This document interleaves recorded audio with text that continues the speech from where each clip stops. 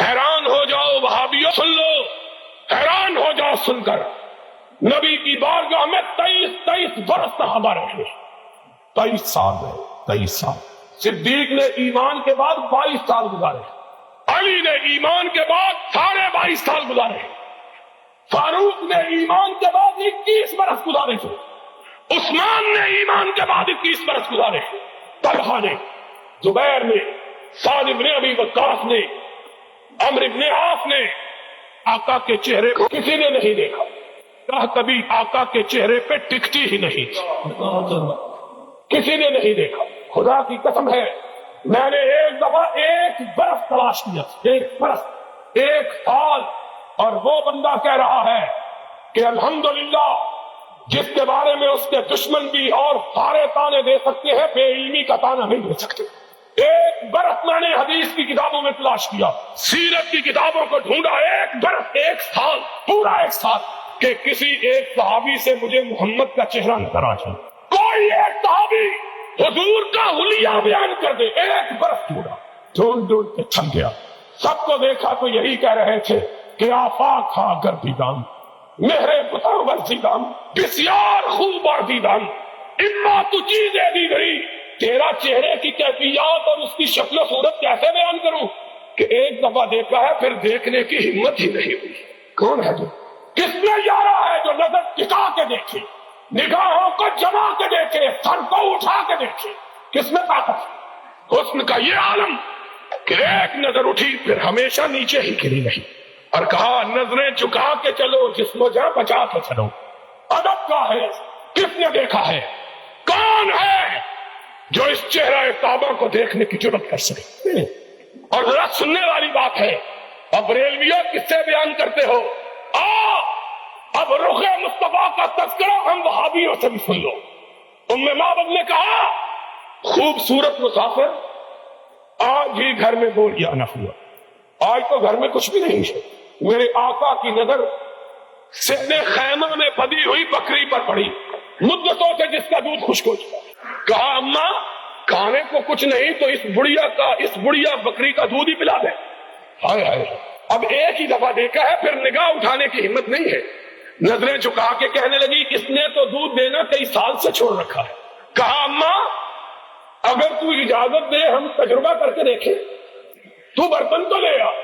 ماں کہتی ہے، ام معبد کہتی ہے، دل میں ہنسی لیکن چہرے کا جلال اتنا تھا انکار کی جرت نہیں ہو سکی۔ چھوٹا سا برتن اٹھا کے لے آئی، اس کو کیا پتا ہے کہ یہ کون آیا ہے؟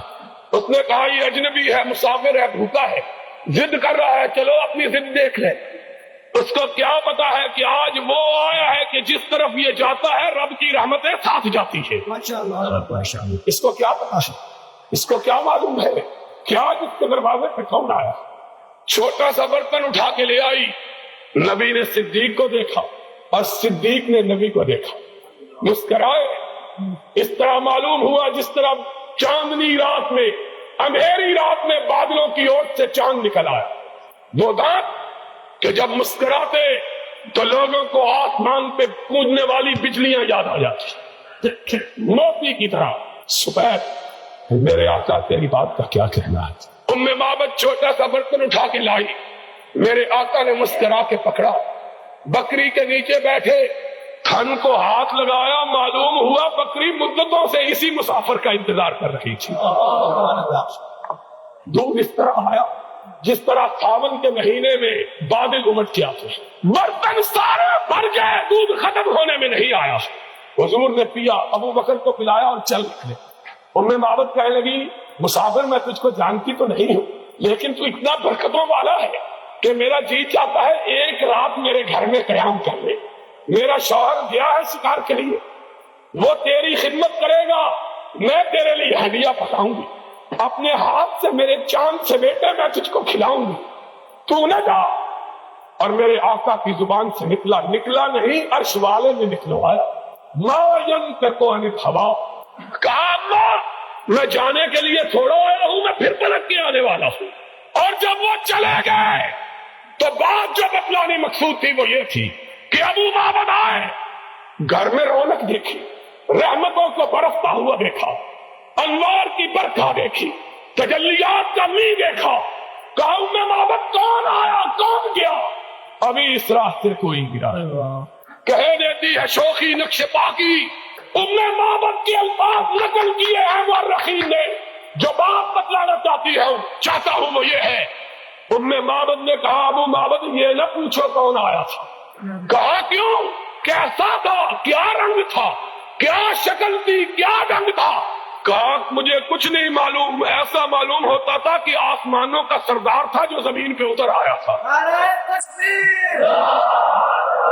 مجھ کو کیا معلوم ہے کیسا، وہ تو چاند تھا، وہ تو سورج تھا، وہ تو دمکتا ہوا ستارہ تھا، وہ تو روشن تارا تھا جو لمحے بھر کے لیے ہمارے گھر میں آیا اور کٹیا کو ایسا روشن کر دیا کہ اب جب تک وہ پلٹ کے نہ آئے گا اس کی خوشبو سے کٹیا مہکتی رہے۔